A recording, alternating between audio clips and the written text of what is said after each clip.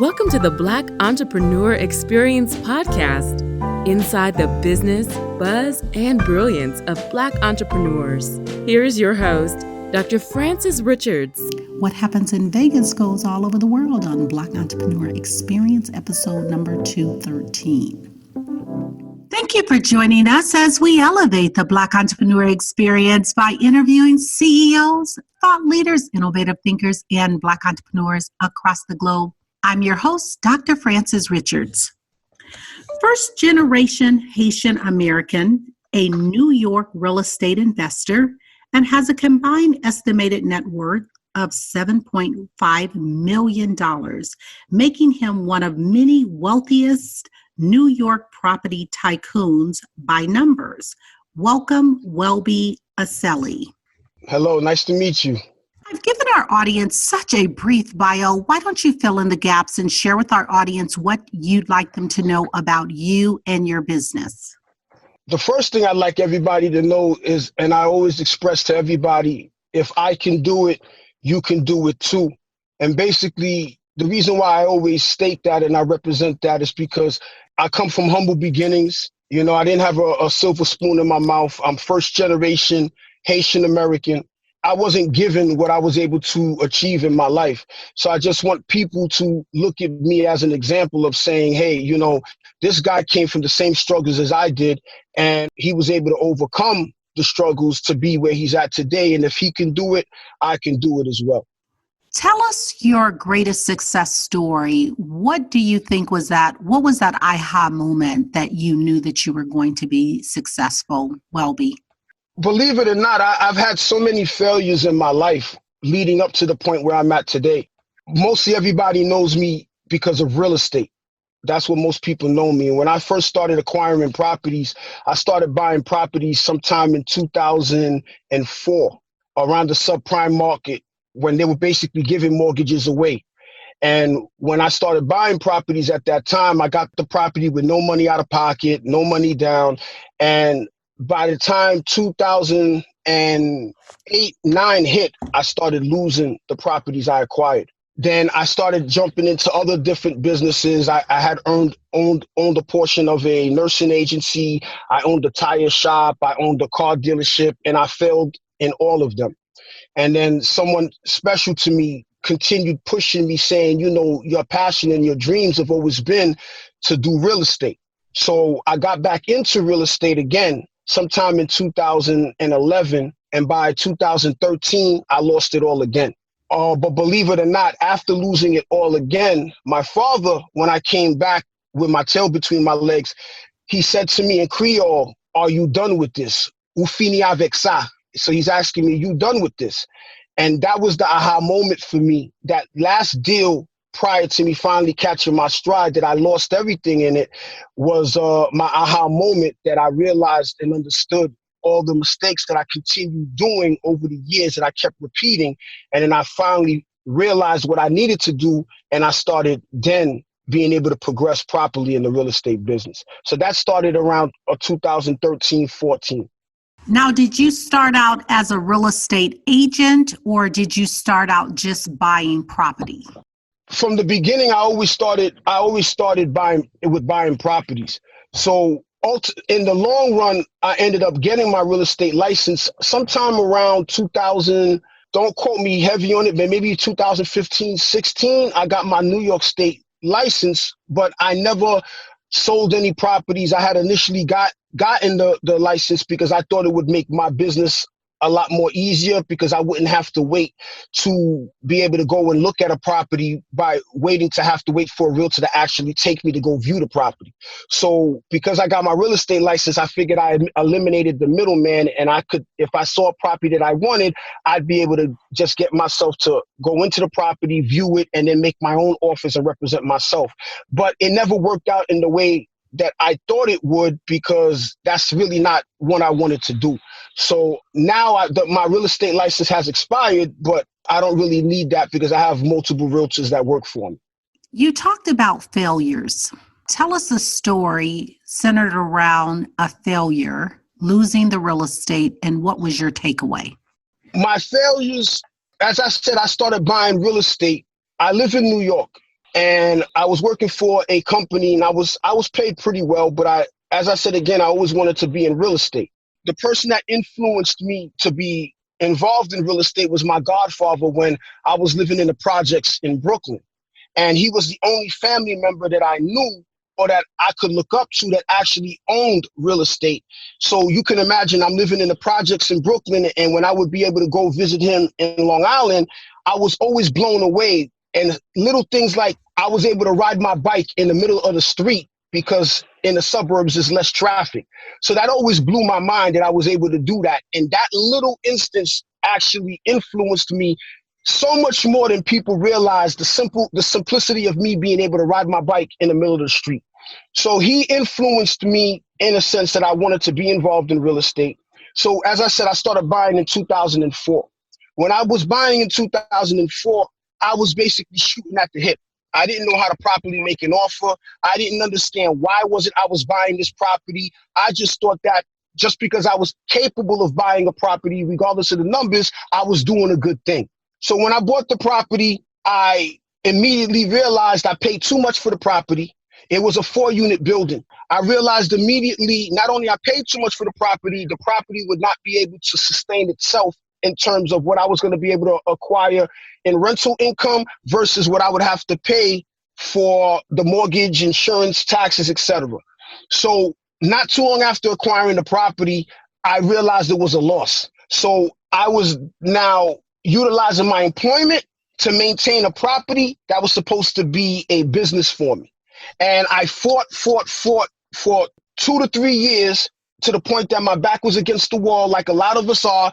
My back was against the wall. I had credit card debt up to the top of my head, and I had to make a tough decision.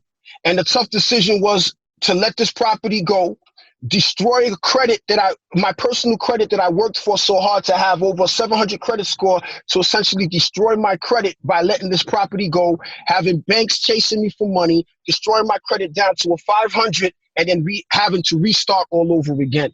So that was a major blow to my ego, a major blow to my confidence. And it was a tough time at that time. Speaking of tough times, we are in the middle or in the midst of COVID-19. You're in New York City. But let me clear that up. I live in New York City, but I do 90% of my real estate business in Connecticut now.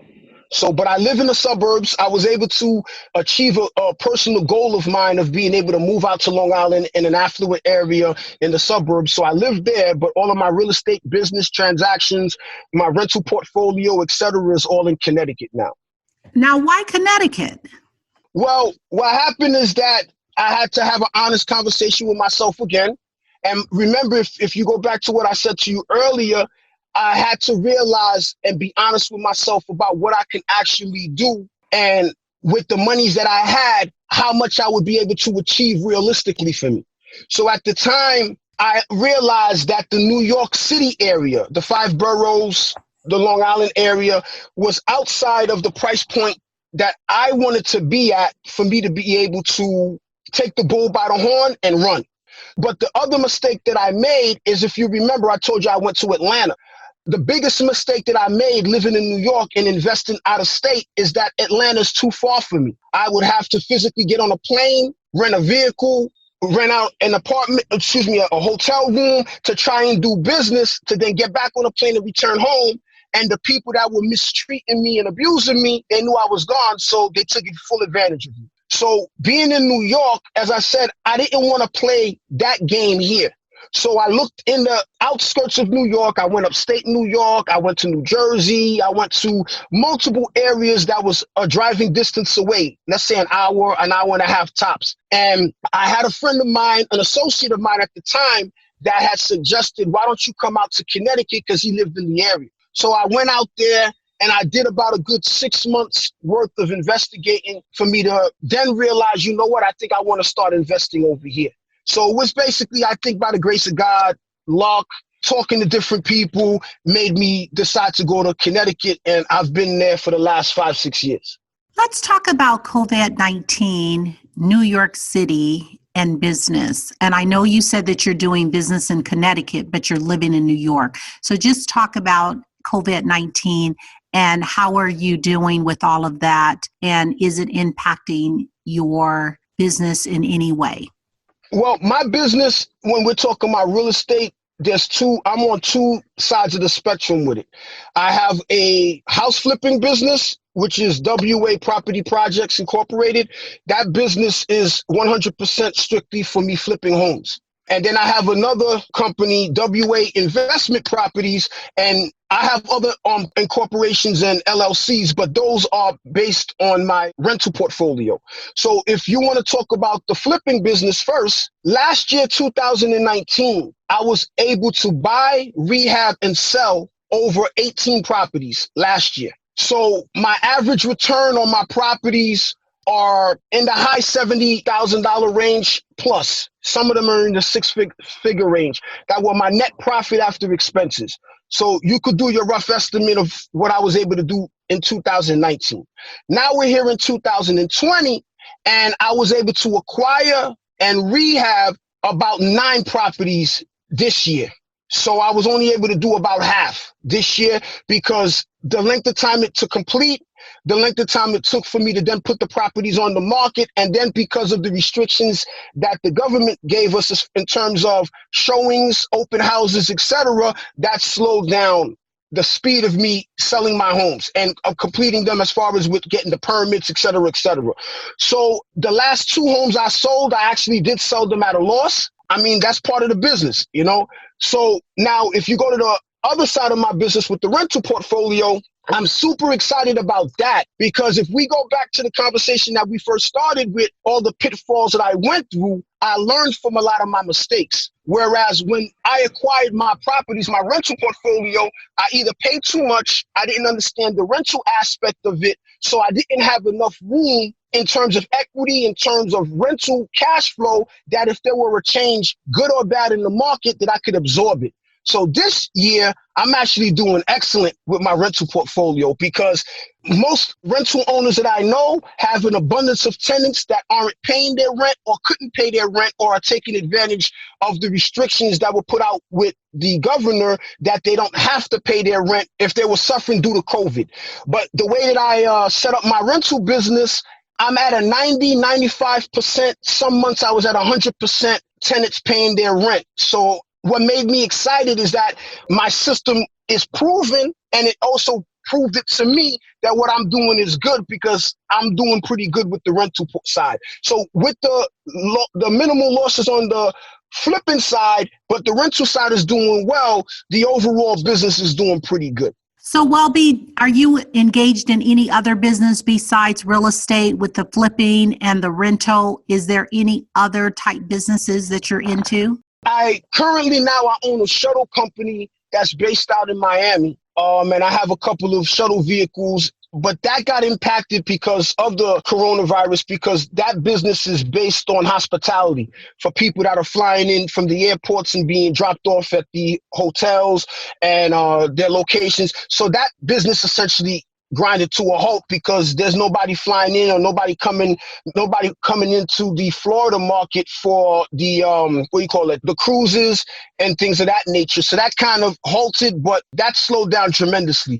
Other than that, I have online business where I do consultations and mentoring, helping people that are interested in being involved in the real estate business. So if they looking to become a wholesaler or looking to be a flipper or looking to be a landlord, there's nobody better than me that's going to educate them because this is what I do every day. And the beautiful thing about what I do, I'm as transparent as they come. I provide people with my actual bank statements, my actual mortgage statements, my actual rental deposits so that you can validate what I'm saying to you is real and you can see yourself, oh my God, this guy is generating this much money a month, more than what a 2-income household family can do in a year. Is what this man is doing in a month on his own, and he looks like me. So I teach you from real life experience. I don't teach you from hearsay. I don't teach you from what I think. I'm giving you factual statements because this is what I do every day. There are so many brands and businesses that are dominating.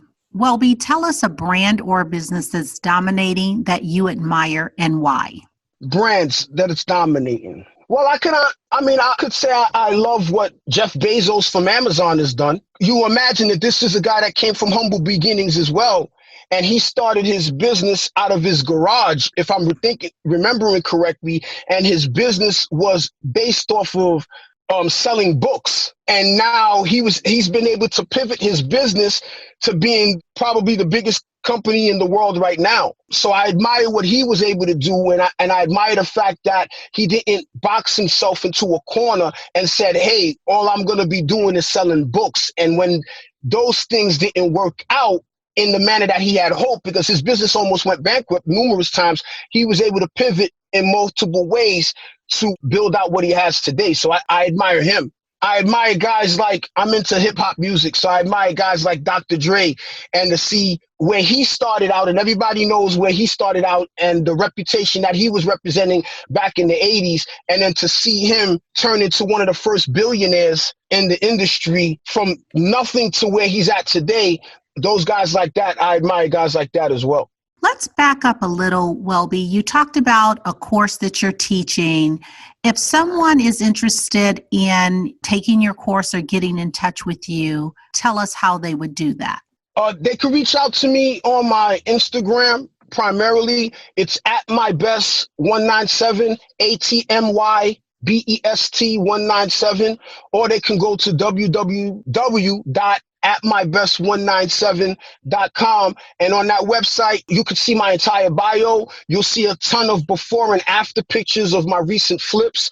You'll see people that have attended my boot camps, because I do a real estate boot camp where I take you to school. If you're looking for someone to just give you the hunky-dory about real estate and only show you the good things about real estate, I'm not the one for you. But if you're looking for someone that's going to show you the truth of it, the wins, the losses, the hard times, the good times, the rewards, the ups and downs, I'm the person that you're going to talk to about that. So what I do is I do consultations, hour-long consultations / mentoring, where if you have a project or a deal that you have on the table and you just don't understand where you should go left or right, I'm the person to talk to. But what I don't do, I don't tell you what to do. That's not my job. I'm not here to give you fish. I'm here to teach you how to fish.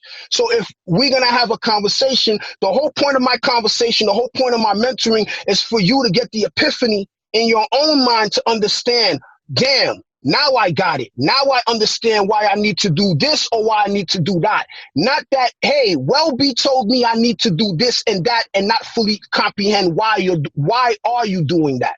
So that's one of my programs. The other program I have is I have a real estate boot camp, 1-day real estate boot camp. And if they go to the website, you're going to see a ton of videos and a ton of real testimonials with the people's names on the testimonials. And I encourage people to please reach out to these individuals yourself and ask them if I'm the real deal or not. And they'll tell you themselves.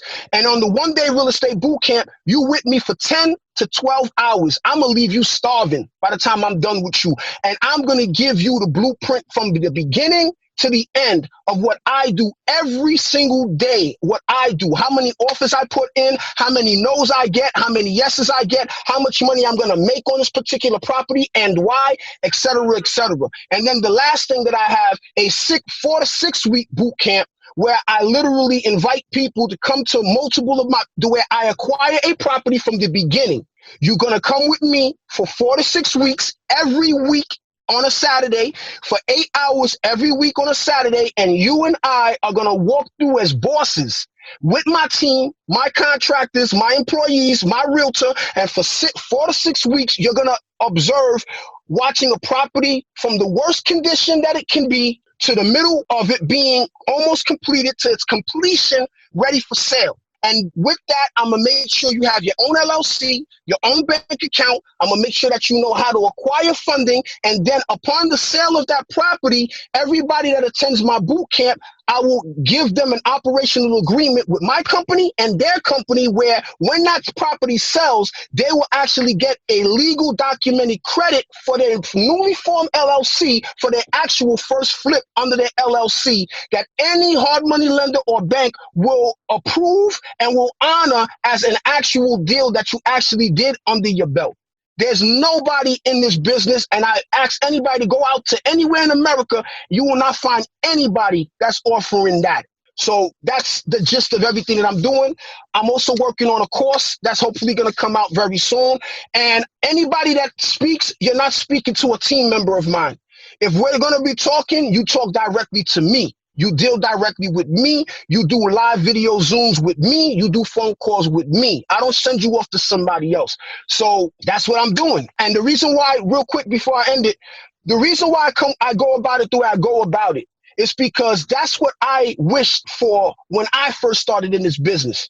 How many people that watch you, which I'm sure it's a ton of people that have gone to seminars, events, and they're in events with hundreds of other people, and they get you all excited and hyped up, and everybody's clapping, and everybody is all excited about getting started, but then they upsell them and tell them, let's go to the back. Let's give me your credit card so I can upsell you on a program. You spend a ton of money, but then you walk out of there and the excitement and being hopeful about your future starts to die down as soon as you walk out. And that happened to me multiple times. And the reason why is because you don't feel that it's being catered to you. You feel like you're just a big group of people. So you all walk out feeling like you didn't have enough time. You didn't get enough time with that individual that you look up to. You didn't get enough time to ask all your questions. So all of my events, I keep them small and intimate. Tops 50 people, tops 45 to 50 people. And I drill into you one-on-one as a group and one-on-one to the point you're going to get irritated with me because you have to win. You have to win. You have to walk away from me with the confidence. Now, the people that have walked out from my events, I got a success rate of 30 to 40% of the people that have walked out of my events that weeks later are out there right now with their first property weeks after leaving my event that they attempted to do for years they weren't able to do. So please go on my page, go on my Instagram page, go on my website, click the videos, watch these people. These are real people. Reach out to them and they'll tell you how much me and my team affected their life in a positive way. And that's what I wish that I had when I started. So that's what I'm giving to the people as well. Someone's listening and they're saying, I definitely want to get into flipping houses or real estate in terms of real estate property. What is the amount of money investment they need to get into the industry? Here's the problem, because everybody asks that question. And I think, and I tell people, I'm doing you a disservice if I gave you a number, because I don't know you. I don't know the location that you're in. I don't know the current financial status that you are in. I don't know what is your ultimate goal. So my goal is never to treat everybody as a bunch of sheep and treat everybody collectively the same. It's unfair. So you might be a person that have $100,000 saved up. I don't know. So then your treatment is going to be different versus somebody that might have just graduated high school and is still living at home and is working at a minimum wage job. It's a different scenario for each person. So when people look on YouTube or look on Instagram and they ask that question and a person gives you a blanket statement, I tell everybody run the other way, because that person doesn't know you. So I need to know you and I need to cater your situation based off of you, not for the masses. So the fair answer for that question is, I can't tell you because I don't know you. I'd have to get to know you and understand your circumstance with the specific questions I'm going to ask you. And then there'd be an easier way of answering that question. And then that'll give you clairvoyance for you to understand your circumstances just as well. Welby, what can we do right now to support your business? What can you do right now? Tell all your friends and family about me. Go on my page. Go check me out. If you think that I'm a fraud or you don't believe in my message, then don't follow me. But if you do follow me and you do believe in me and you do believe that you can do this too, just like I did, that you could do this too, then go on my page, follow me, like me, share me to all the people in the world that you know, and let them know, follow this guy, watch this guy.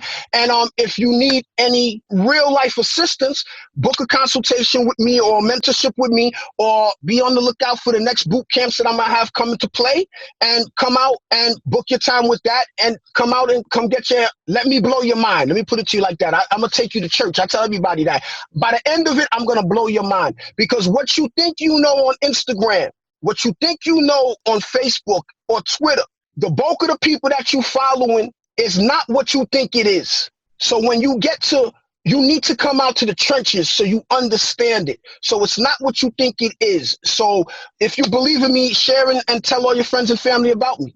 Is there a market or a city or state that you would just say, do not invest in that state for real estate? Or is it like blanket, it's okay, like it's okay to invest in real estate no matter what state you're in?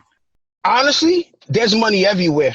I would never tell somebody, don't invest here, don't invest there. Because I give you a perfect example. One of the cities that I'm invested in right now, I have a really nice portfolio of rentals right now.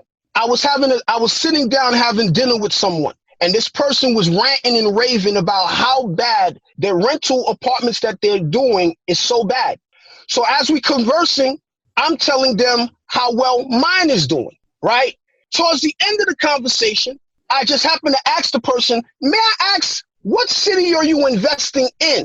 So the person told me and said, I regret it with all my heart. I should have never went over there. I need to get rid of these properties. So then, of course, the person said, Welby, where are you investing right now? I started laughing, and I mentioned the same city that they're in. They couldn't believe it, and we're literally in the same city. I literally have 2 or 3 properties around the corner from where their apartment building is that's not performing, but yet mine is. So I would never tell somebody you need to invest or do not invest in a particular area. There's money everywhere. What you got to invest in is your education. That's what you need to invest in. What you got to invest in is the location that you're thinking about investing in. What you need to invest in is understanding the entry point for the area that you're looking to invest in and why. And then lay it all out on the table. And numbers do not lie. If it will not work for where you want to be at financially, then that's not the place for you. You understand? So I would never tell somebody you need to invest here or do not invest there, because it's doing a disservice to other people that could maybe flourish in that particular location. Well, but you talked about telling us your story that you were first working a job and investing in real estate. Tell us the story centered around at what point could you actually quit your job and your real estate full time, if that's what you're doing? Here's the problem, right? With the new generation today, the problem that I have is that the new generation, or the new narrative, I should say, I apologize, I shouldn't say new generation. The new narrative that's being represented to the people now is that if you have a 9-to-5, you're a failure. And more people now are being more focused on saying, I don't want to work here anymore because I want to work for myself, or I want to create my own business. Even with me having my own business, I probably work harder than you do. Not you per se, just the people in general. I probably work and invest more hours in the day than you do. It's not necessarily about having a 9-to-5 or not, or how fast you can leave that 9-to-5 or not.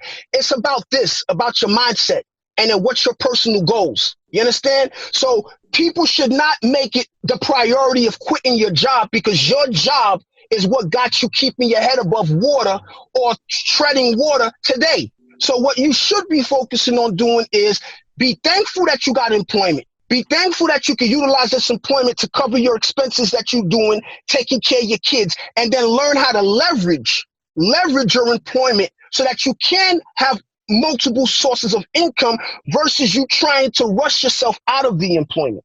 So that's my personal feeling about that. So to answer your question about my employment at the time, I was making 3 times the amount of money outside of my employment that I was doing in the employment. Yeah, so that's a personal decision on what is enough for you. Some people need $3,000 a month and they're satisfied and they're more than satisfied. Some other people need $50,000 a month. That's a personal decision that you have to sit down, look at the hard numbers, be honest with yourself, and then figure out a way to work towards achieving that. Talk about your top 2 influencers and what lessons did they teach you? I would say that my top 2 influencers, the first one I would say is Robert Kiyosaki. I don't agree with everything that he states, but a lot of his core values, I believe and I agree with him. And reading his book, the first time, I just read it to read it, but I didn't get it. Reading his book the second time, I read it to read it, but I didn't get it. But then reading his book the third time, I was able to use what he was saying and reflect it in my everyday life. And that book, honestly, and multiple books that he has, honestly changed my life. The second influencer, I'm not being arrogant. I'm being as humble as possible. I'm going to say the man in the mirror, myself, because I went through a lot back and forth and I had to be alone multiple times. And I had to stare myself in the mirror multiple times, countless times. I still got to do it today. I've had personal private tears, fear, concern, and I had to keep looking in that mirror. And I got to thank God because he always gave me an abundance of self-confidence. And I had to say to myself, well, but you could do it. I believe in myself that much. So I would say I'm my own influencer as well, if I could say that as humble as possible. Talk about your dad. What does he say now that you have success? I would say that that's probably the lowest part of my life is I'm a grown man now, but every child wants their parents' approval. You want your parent to say, damn, I'm really proud of my child. Damn, look at what this man has made of himself. And I never got that from my father. I never got that from him. And that's I'm a very strong person, so I'm okay. But it disappointed me because to have other people outside of him be proud, be envious, wants to promote you as a form of an example for their other children, let's just say. And I never got that from my father. I never got that. So it's a bit disappointing with me with that. It seems that he was more upset than happy, so that's one of the things in my life that I'm not too happy about. But, other than that, I'm okay. Do you recommend investing in liens? Be honest with you, I never purchased a lien Well, I have purchased lien properties. Okay, I recommend investing in anything as long as the numbers add up. So there's not one specific thing in the real estate business I would say you should do more or less. Everything about this business, and please, I'm stressing this out to all your followers, it's all about the numbers in this business. So if you want to buy a lien property, you want to buy a foreclosure, you want to buy a distressed property, you want to buy an off-market deal, you want to buy a property on the MLS, you want to buy a property that somebody that just represented it to you, you have to understand your numbers. You have to understand what the value of the property will be when you complete it, making it as beautiful as possible. You need to understand that. You need to know what it's going to cost you to make it that value. Then you need to make sure that you purchasing it with enough equity in that property that when acquiring it through liens, through everything else I expressed to you, that there's enough equity in that property for you to make a proper decision on what you're going to do with that property. I.e., are you going to now finish this property to sell it for a profit? Are you now going to keep this property and use it as a rental for your rental portfolio, and you want to rehab that property to then get your initial money back out of that property that you started with? Or are you looking to wholesale it to somebody like me that's going to ask you the specific questions I just described to you so I can make sure that it's a profitable deal for me? So everything about this real estate business boils down to the numbers. So if you don't know your numbers, you don't understand why the number applies to the situation that you're in, you are going to get yourself in major, major trouble. And most people will not be able to make it through what I've been through. I lost it 2 times. I lost 2 times, down to $300 to my name. I lost everything. And with tears in my eyes, I'm praying. I don't know what in the world I'm going to do. And most people will never come back from that. And I had to come back from that 2 times. So use me as an example. Let me have made the mistakes for you. So I went through it for you, and I can prove to you everything I'm telling you. So I did it for you.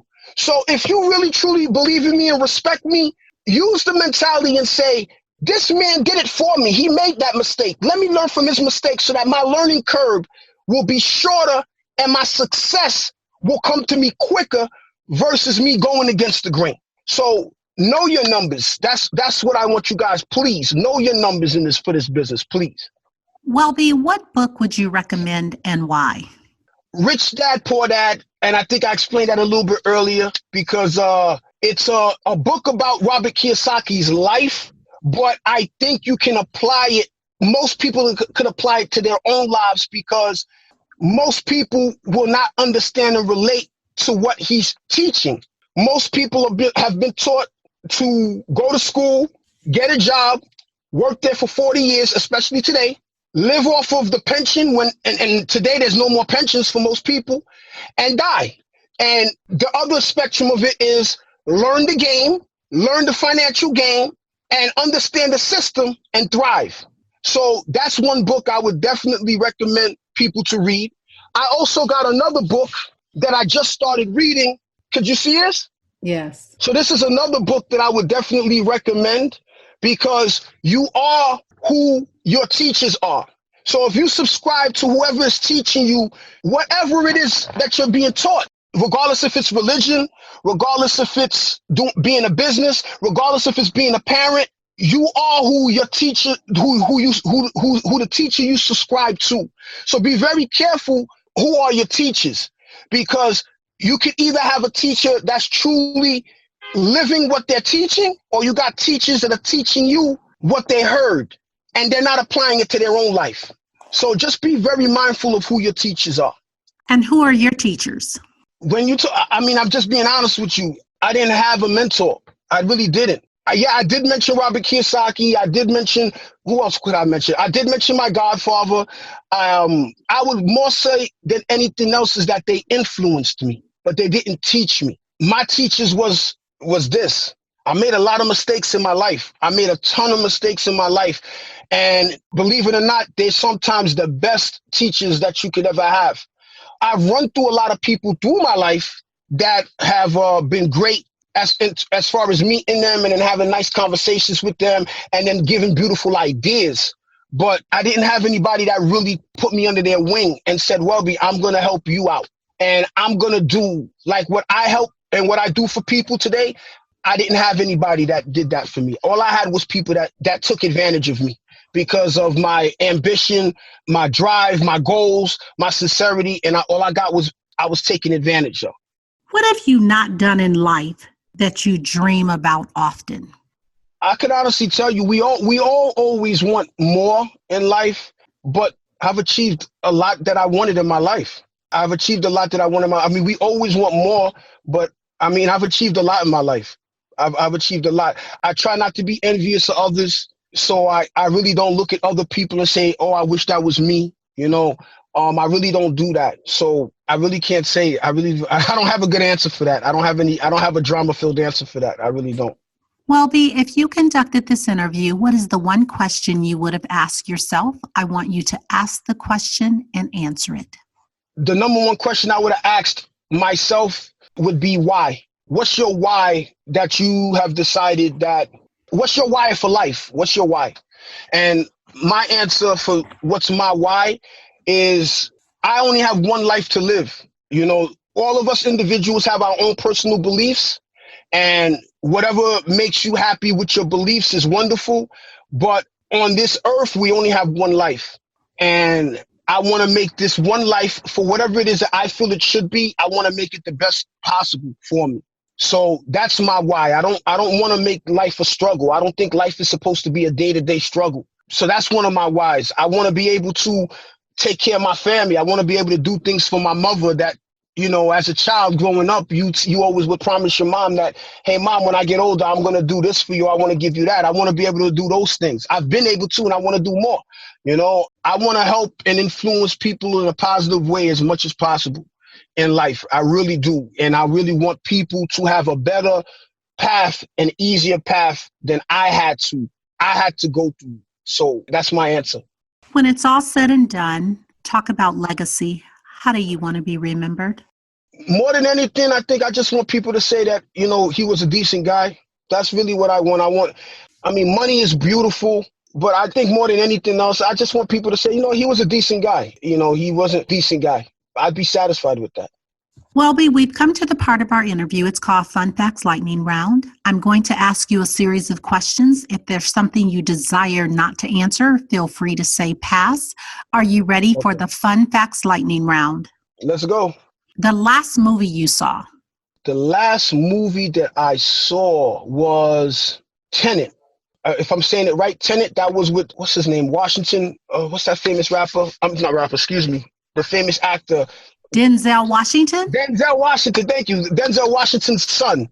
That was Denzel Washington's son's movie, and it was called Tenet or something to that effect. You relax doing what?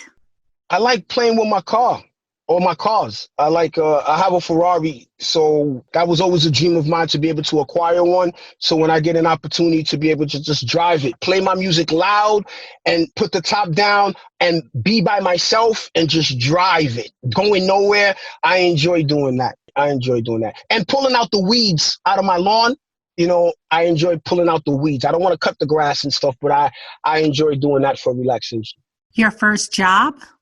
I was a security guard. Working at a nursing home. And I did that for a number of years. Minimum wage, and I did that for a number of years. Your favorite singer or rapper? My favorite rapper. I like so many of them, so I don't have one particular one. I don't have one particular person. I like so many of them. Your favorite dance song? I have two left feet, so I don't have a favorite dance song. What food you eat every week, no matter what? I eat a lot of pizza. And I get teased because I eat chicken a whole lot. And I don't mean to purposely do it, but it seems like I always have chicken on my plate. Pizza and something with chicken damn near every day. Your favorite month? I don't have one. I'm just happy to be alive. Thankful to be alive. So I don't have a favorite month. Work out or hit the couch? Both. I'm a slim person. I'm blessed to say that I've been the same weight I've been since high school. I have damn near zero body fat, but I do calisthenics when I get up to it. I run around a lot. As you can see, I'm in my car. We're doing this, and I run around a whole lot. So when I can just sit up and do nothing, I try to enjoy those too. Welby, thank you so much for joining us on Black Entrepreneur Experience Podcast. Before we let you go, why don't you share with our audience the best way for them to connect with you and do business with you? And feel free to, again, give all your social media handles. My number one, if you guys want, you can go on my website, and that'll actually link you to every page that I have as far as social media. So you can go to www.atmybest197 atmybest197.com. And you can also go to my Instagram where I post videos daily, motivational videos in my projects, videos in my apartments, videos of the good, the bad, the ugly. So you can go to Instagram and go to @mybest197, atmybest197. And you could go to Twitter. I don't use Twitter as often as I should, but the number one thing you could go definitely is to Instagram. Thank you, Welby. That's a wrap. I appreciate you, and thank you so much. I'm truly humbled. Thank you so much. Thank you for listening and subscribing to Black Entrepreneur Experience. We would love for you to leave a review and rating on iTunes and share with your friends. For show notes and more episodes, go to www.beepodcast.com. Join us next Wednesday, and remember, green is the new black. So keep your bank accounts and your business in the black.